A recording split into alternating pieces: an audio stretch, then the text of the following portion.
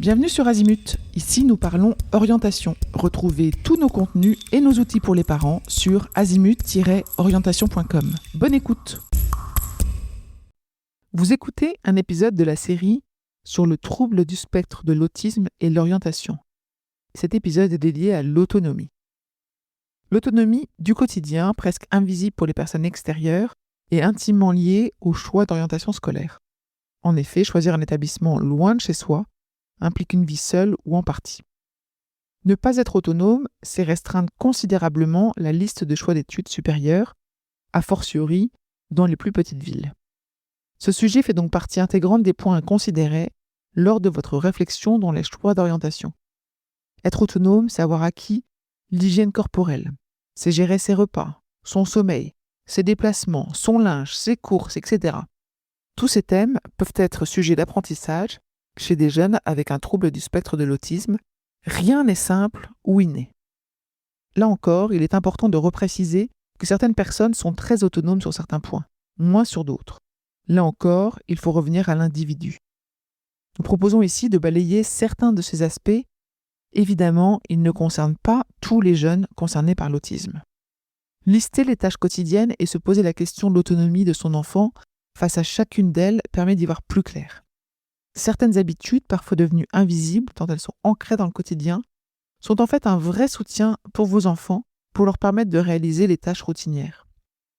Par exemple, lui proposer des vêtements propres le matin ou lui ranger d'une certaine façon dans son placard pour qu'il les trouve rapidement, lui dire de se laver, lui dire quand partir au lycée.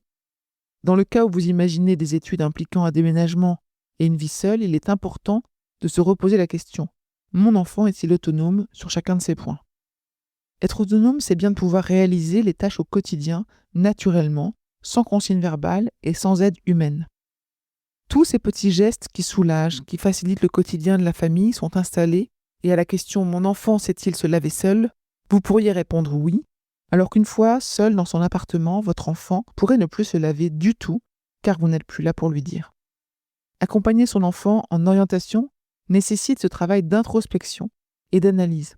Qu'est-ce que je fais ou dis qui aide mon enfant dans son quotidien ? Mon enfant va-t-il se doucher sans que je lui rappelle ? Mon enfant va-t-il changer de vêtements sans que je lui dise ? Mon enfant va-t-il mettre son assiette dans l'évier sans que je lui demande ? Mon enfant éteint-il les plaques de cuisson après avoir fait la cuisine ? Est-ce qu'il part à l'heure sans que je lui rappelle ? Toutes ces actions quotidiennes peuvent être réalisées grâce à des routines. Il faut s'assurer que vous ne faites pas partie intégrante de ces routines. Si c'est le cas, il est temps de les modifier et de les travailler pour vous effacer progressivement afin de lui permettre, si c'est envisagé, un plus grand choix d'orientation possible. Ces questions arriveront tôt ou tard.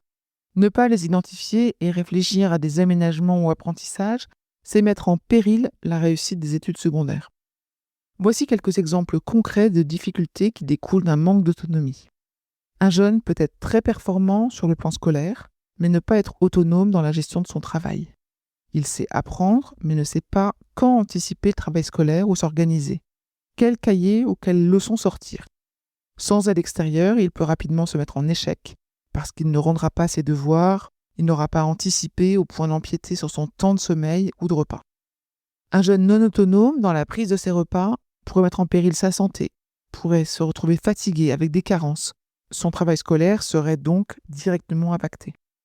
Un jeune non autonome dans son hygiène corporelle pourra ne pas réussir à intégrer un groupe de travail, ne pas trouver de stage, etc. Anticiper permet de prendre le temps d'accompagner l'autonomie pour permettre d'ouvrir le champ des possibles en termes d'études secondaires. Des éducateurs spécialisés peuvent intervenir à domicile pour travailler certains de ces points. Lister les coûts associés avec des objectifs clairs d'apprentissage pour accéder aux études supérieures peut être ajouté au dossier MDPH pour demander des aides financières, sans garantie que ça fonctionne. L'orientation scolaire est un projet à part entière pour les parents d'enfants présentant un trouble du spectre de l'autisme. À la lumière de tous ces points, il semble évident que le passage lycée-études supérieures est une énorme marche à franchir pour des jeunes avec un trouble du spectre de l'autisme. Toute organisation quotidienne peut être impactée, en même temps que la découverte d'un nouvel environnement de travail. Vous pouvez retrouver d'autres épisodes sur la thématique du trouble du spectre de l'autisme et de l'orientation, notamment un épisode pour comprendre les besoins et comment les prendre en compte dans l'orientation scolaire, un autre épisode sur les intérêts spécifiques, un autre sur la sensorialité et un autre sur la fatigabilité. Pour aller plus loin dans l'accompagnement de votre enfant, rendez-vous sur azimut-orientation.com. Tous nos contenus y sont classés par thématique et vous pourrez consulter notre calendrier, notre annuaire d'experts et vous inscrire à la newsletter pour ne rien louper. Merci pour votre fidélité. À bientôt.